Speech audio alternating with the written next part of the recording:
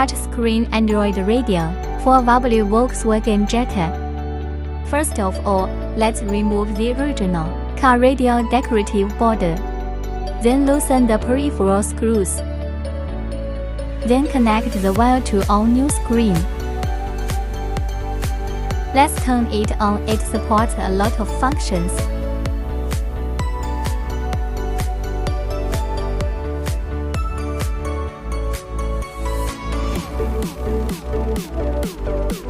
It supports reversing radar, and we need to install the camera here.